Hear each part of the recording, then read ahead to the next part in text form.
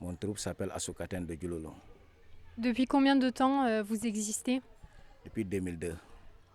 On a commencé à peu près 4 personnes, 3 personnes, 4 personnes. On a formé des enfants, maintenant on est devenu une famille. C'est une troupe de danse, on fait la culture, on fait tout. Il y avait des enfants aussi, les petits-enfants, les filles qui dansent du ballet. Ouais, maintenant on est au nombre de 23 personnes avec tous les filles. Ouais.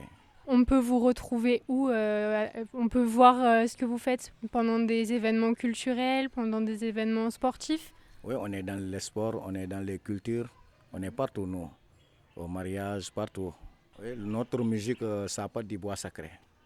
Nous, on parle de culture là où de quoi on vivre, de quoi on a trouvé avec nos mamans, la culture qu'on a trouvée avec nos mamans, c'est ça qu'on sent. Mais nous, on joue la culture manding, on joue le djola, les deux différents djola. Ouais, on joue beaucoup de musique. Ouais.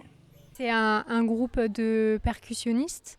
Est-ce que ce sont tous les mêmes djembés qu'on a autour de nous ou ce sont des djembés qui sont différents? Mais le Seriba, c'est typique Casamance. Ouais. Nous, on est typique dans le Seriba. On ne fera pas le djembé. Dans notre troupe, il y a des djembés pour accompagnement.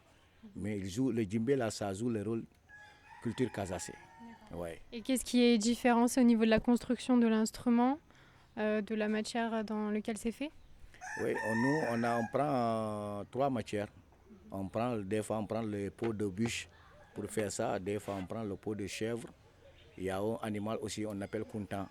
C'est comme un chèvre. C'est les 3 instruments là. Et le pot de vache, ça peut faire de la culture manding, le tam-tam de culture manding. Ouais. Du coup, le son, il est différent par rapport à un djembé classique? Oui, les sons sont différents.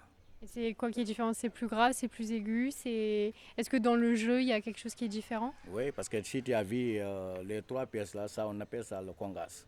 Le congas, il y avait la différence en son. Il y a solo, il y a basse, il y a le petit basse. Oui. Tu as vu ça? Ça, c'est un soliste.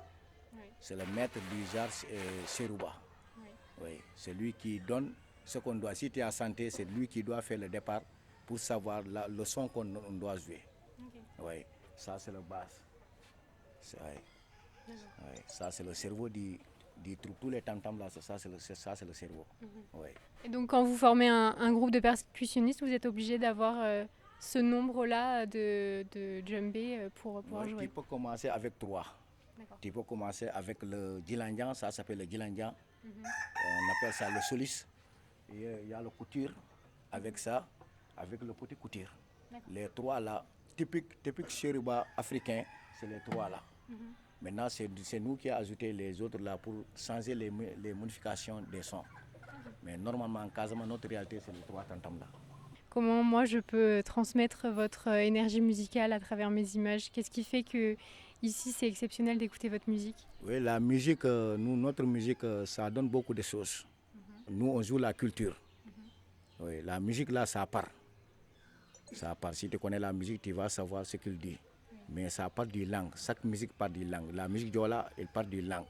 Si un artiste écoute, il peut savoir ce qu'il dit.